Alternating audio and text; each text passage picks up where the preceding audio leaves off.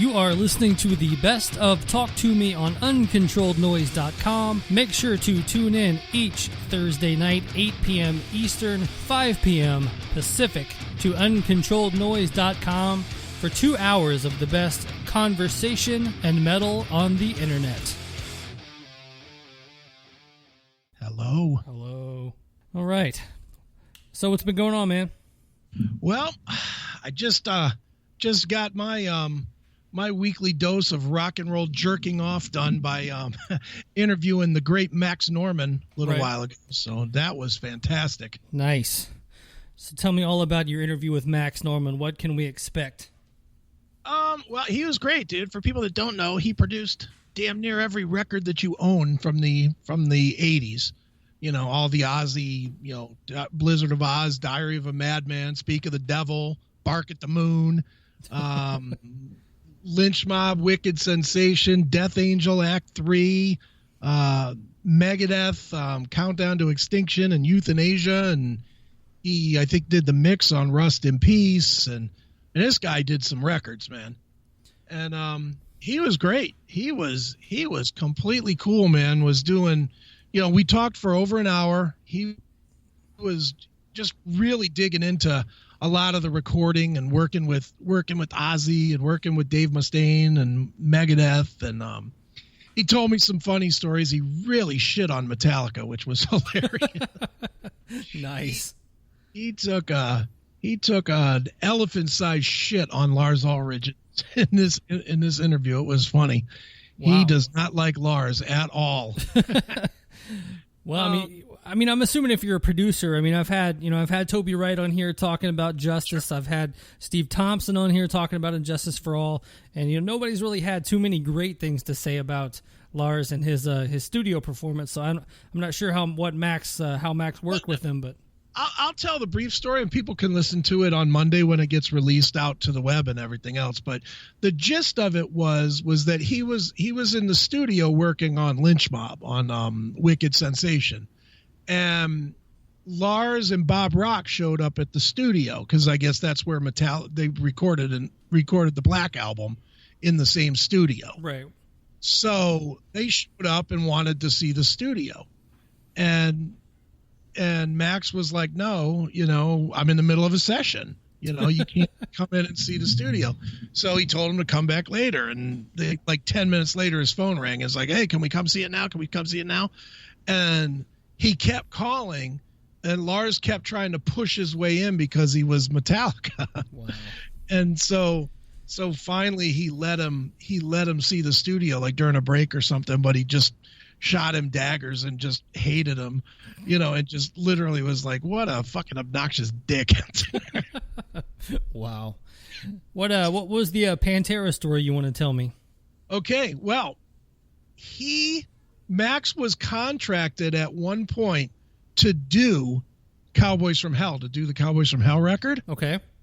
And he ended up not doing it because of Vinny wanted him to do it in Texas, and he didn't want to do it in Vinny's studio. He said he went and looked at the studio and felt like the studio was a little bit dodgy. Okay. It wasn't a quality studio for what he was used to at the time. So he had two offers on the table, that record, and again, the Lynch Mob with Wicked Sensation. And he chose to do Wicked Sensation over Pantera, Cowboys from Hell. Oof. And he said, yeah, I definitely regret that one. Well, you're more versed in the Lynch Mob. Was that Lynch Mob album any good? It's a good record. Okay. I mean, it's the debut Lynch Mob record. It's a good record. It's, it is what it is. And what do I listen to it every day? No, but as far as Lynch Mob records go, it's probably the best one. But is it Cowboys from Hell good? No. No, not. It's in Max Norman's own catalog, it's middle of the road. Especially when you're looking at Countdown to Extinction and Rust in Peace and Act 3 from Death Angel, and obviously the entry of Ozzy into the solo world, and he did all those good records. So yeah, I wouldn't put Lynch Mob above any of that. That's for sure. Now, like I said, I've had the producers on the podcast, and, you've kind of got to break it down to, when I had Steve Thompson on, I think I just picked 5 or 10 records and, just kind of went through his catalog that way. How do you attack someone like that with such a vast history to work with? I didn't come in with any questions like predetermined. It's weird because this was straight up me being a fan. It wasn't, he's not promoting anything. I'm not really, I don't normally do anything unless they're promoting something, but his management company, Joel Sosa at IBD, just hit me up and was like, hey, I've heard you talk about Max Norman on the show before. Would you be interested in having him on? And I couldn't jump fast enough. As far as producers go, he is without question my favorite producer that there is. I looked at his Wikipedia page, and I think I own every single record on his Wikipedia page. Wow. There's something to that guy's specific sound that I love. And so I was a huge fan. So I was like, fuck yes, I'll do that interview. And, I just went into it and talked. I asked him, I started with the Ozzy stuff, which is the first stuff, that he did producing wise. And just we just went through it. This, man, as an interviewer, you listen to what they're saying and you try to play into what they're saying. He was at some point in the interview, Max was talking about about how recording is kind of like communicating, and that the band members all communicate with each other in the studio, and that's how you get the good from the bad, is usually good communication versus lack of communication. And his job is to kind of fuse that communication together. That's the way he framed it up. So I immediately knew that he had worked with Loudness, and I was like, well, how did you communicate with those guys? I know you don't speak Japanese, and then that went into another place by talking about that. And, I one of the questions that I asked that he seemed really surprised about, he actually told me after the interview, was the first time he'd ever been asked it, which to me is surprising. I would think this is a general question to ask a producer guy. But I asked him if when Def Leppard came out with Pyromania, or with Hysteria rather, the most overproduced album in the history of time, but that sold a zillion and 5 copies, I asked him if that made him rethink how he did production, because he was more of a take the tracks raw and just punch things up a little bit guy. Mm-hmm. And he was like, wow, nobody ever asked me that before. and he had an interesting answer to it. It's weird to hear a guy that has been responsible for 150 million, 200 million records, whatever it is, say, yeah, that really knocked me on my ass and made me wonder about what I was doing. And it's like, dude, what are you doing? Wondering what you're doing. In my mind, it's like, dude, you sold 150 million records. I don't think you need to worry about what you're doing. Yeah, it's always fun to get those guys that were around all of this stuff and, hitting the buttons and pushing everything and getting them talking about those times, because a lot of these guys don't do a ton of interviews, and they don't get asked a lot about just the day-to-day stuff with the with music and stuff. Yeah. And I'll tell you this now, dude, and if you want the contact, I'll give it to you off the air. This is a guy you should have on, just because he did a lot of the 80s stuff, which I know is normal speed, mm-hmm. but the stuff that he did is your speed from the era. He doesn't, there's not a lot of Dokken records in there, or Rat or any of that. And he said another one that he passed on because he thought it was total the hell was that? My cell phone sitting on the computer. Nice. No, he said one that he passed on because he thought it was totally garbage, and then they obviously went on to be big, was Motley Crue. He said he listened to the 5 song and was like, this is rubbish. Garbage. Yeah, but I think I would think you would have a good time talking to him a lot about the Megadeth stuff and Death Angel and yeah, definitely. I'd love to talk to him. He's one of those dudes that's he's always been on my radar, so I know exactly who you're talking about. Let's dive into to our Megadeth week. We both had Tom Hazard on, and then you went massive with the luck of the draw with the Dave Ellefson interview the day of Dave Mustaine's diagnosis being let out. So talk a little bit about that, man. Well, you know what, dude? It's a weird thing, man. I don't want to say I got lucky that Dave Mustaine announced his cancer on my day, but there's a bit of luck that went into that, and it just I interviewed Tom Hazard, who's the singer for Ellefson on the new project, and is Dave's business partner with everything, with the coffee and the book and the music and the Bastery tour and all that stuff. So I've known Tom forever and a day, and not always in a good way. Him and I have had some negative energy in the past, and we've gotten past that, and now we have some positive energy, which is great. And I thought we did a really good interview. He obviously thought we did a good interview, and Ellefson thought we did a good interview. So I was on the schedule. Tom actually hooked me up to get the interview done on Monday. Mm-hmm. And it was just out of coincidence. I don't know how coincidental it was or wasn't, because from what Ellefson told me, they knew that the announcement was coming Monday. True. So I don't know if he was just happy with the interview that I did and was like, okay to talk to me. Cause unless I'm wrong, I'm the only person he talked to on Monday. I haven't seen anything else come out on the internet. No, and if somebody else did, they would have already had it out too. So yeah, I don't think anybody else talked to him yet. So I think I was probably the guy. And look, thank you. Knocking on the wood. I was that Judge Akin? Yeah, well, I could do that too. That's Judge. But no, I've known Ellefson for a lot of years. This was like my 15th or 16th time interviewing him. I've interviewed him with every band, with Megadeth, with Temple of Brutality, with F5, with, now obviously with the solo material. I've been a supporter of Dave's with Metal Allegiance, pick a band, Altitudes and Attitudes, all of that stuff. I've talked to him through. So, we know each other a little bit, and you heard the interview. It was pretty comfortable. It wasn't like, okay, question is this. Now you will answer. Now the next question. It was right. Very much conversation. And I wasn't happy about the circumstances, but I was happy with the questions that I asked, and I was very happy with myself that I didn't puss out, and I did ask him about, is this potentially the end of Megadeth? Because, your singer has throat cancer. It's something that has to be thought about. I'm sure we're all thinking it. But, overall, I was real happy with it. And my God, you ain't lying that it blew up. It was like, I get those Google alerts and I must have set it up wrong or something, because I get it every time something goes online.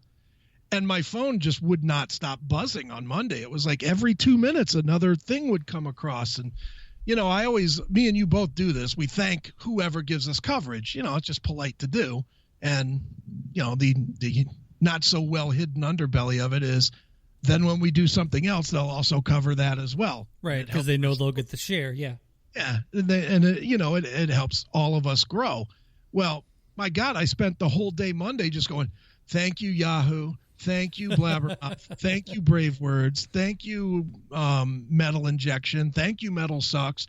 It was like, boom, boom, boom, boom, boom, boom, boom, boom, boom. It just kept on. I think it was the final count was something like 35 or 40 art news organizations that picked it up. I was plenty happy about that. It definitely did well for my little show.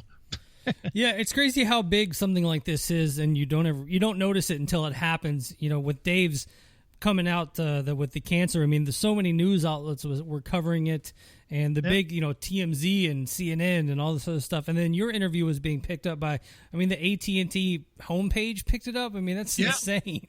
Yeah, AT&T picked it up. Well, even Yahoo News. It was on Yahoo News. And then, I know Neely reads Yahoo News religiously, but I mean, that's a pretty big outlet to be covering stupid Chris Akin, the fuck you man, doing an interview with anybody. Right. Oh man. Well, speaking of news of today, let's pull up this story here because you got tagged in a bunch of stuff the other day, but I've been tagged 100 times about this Pantera collectible statues that are coming out. Oh yeah. Have you checked these guys out? Have you looked at the? I looked at them and they look cool and all, and I think the price is a little ridiculous, but yeah, they're all handmade. And they were showing them how they're being made and stuff. So I was like, all right, well, I can maybe see the price on these things. My joke is just wait a couple of weeks. The Rex Brown one will be on clearance. So yeah, nobody wants the Rex, dude. I wouldn't want the actual Rex Brown in my house, let alone. You wouldn't pay Rex to show up at your house for $150. Fuck no, Rex is a dick.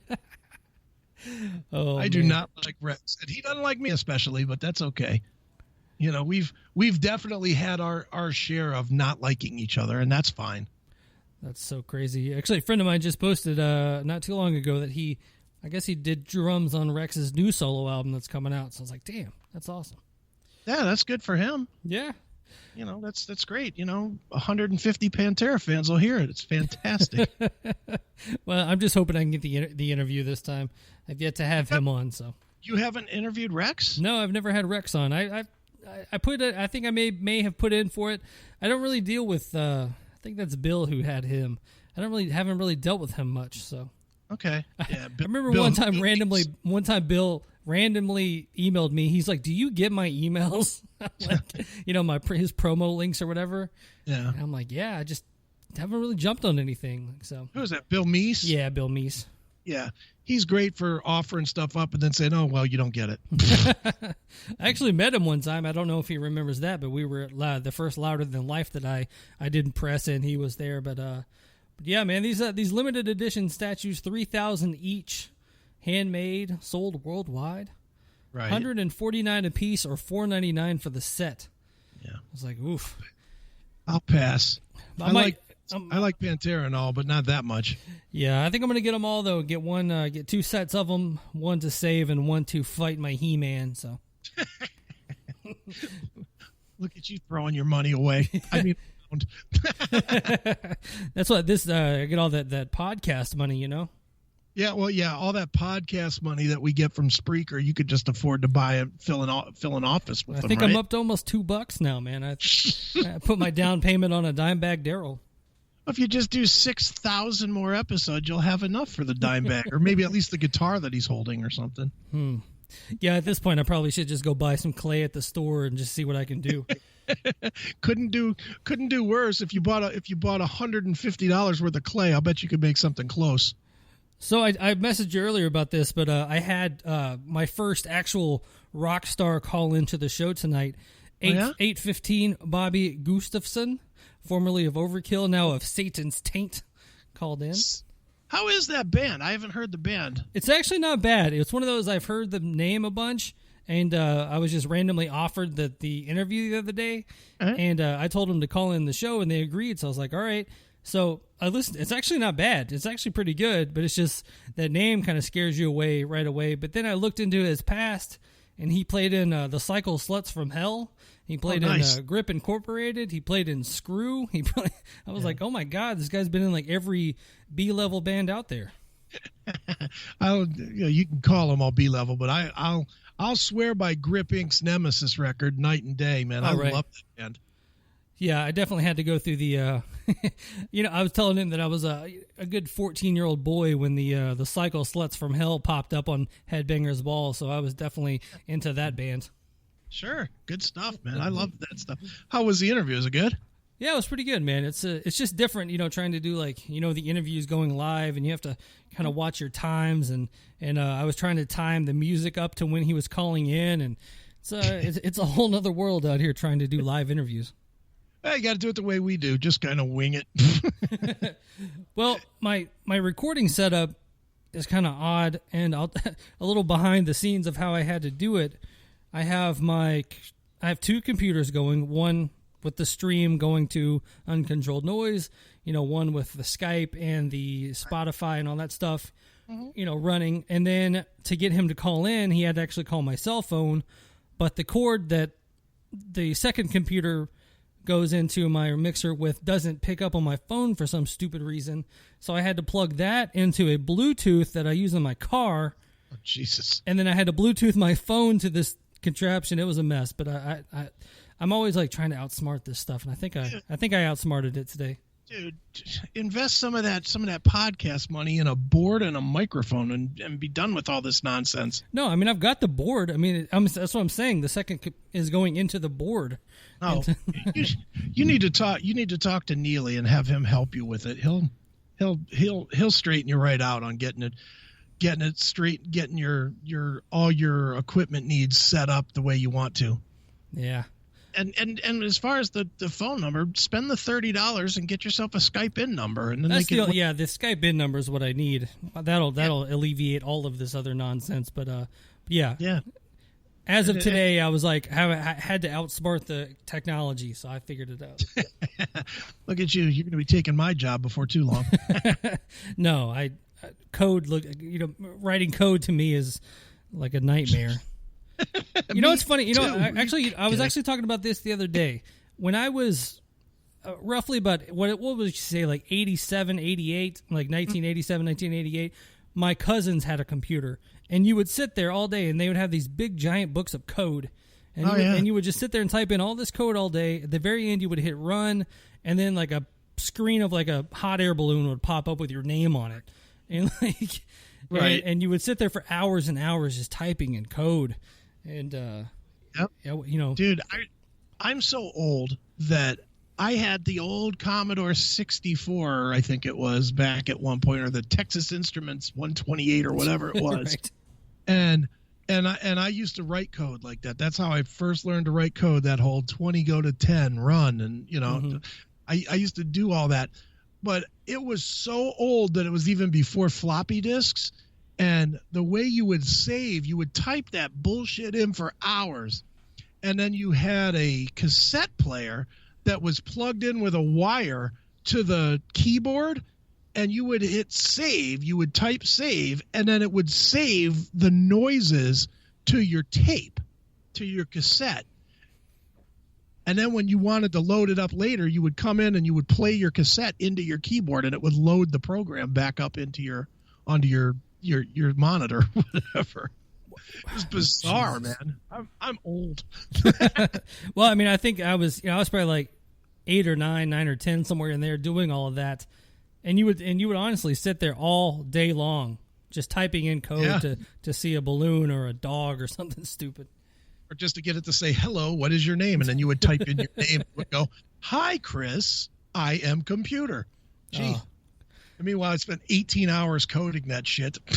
Right. And if you typed in one thing wrong, you'd have to, oh God, it was terrible. It just didn't work. It'd come up all red on the screen. Error. Gotta love computers, man. But yeah, it's made this capable. You don't have to go to a big giant studio, and you guys can do your show 100,000 miles away from each other and make it sound like you're in the same room.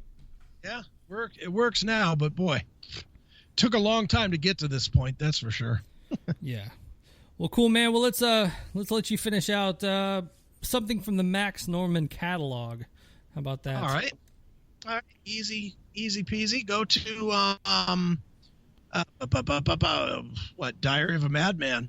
Go Flying High again. Ozzy Osbourne. Did you see that picture of him and his granddaughter? Yes. I love that picture, man. That is so cool. Let's see here. But the problem is it makes me just feel old. I remember when Ozzy was a young, hip guy. Now he's like the grandfather of metal. All right, Chris. Well, thanks for coming on last minute here, and we'll be looking forward to your episode on Monday with Max Norman, all that good stuff. Yes, sir. So I'm gonna save all my money, get me some Pantera dolls, and then I'm gonna invest in some more stuff for the studio. There you go. Perfect. All right, man. Take care. All right, man. See you later. Don't forget to check out Talk to Me live every Thursday night, 8 p.m. Eastern on Uncontrolled Noise.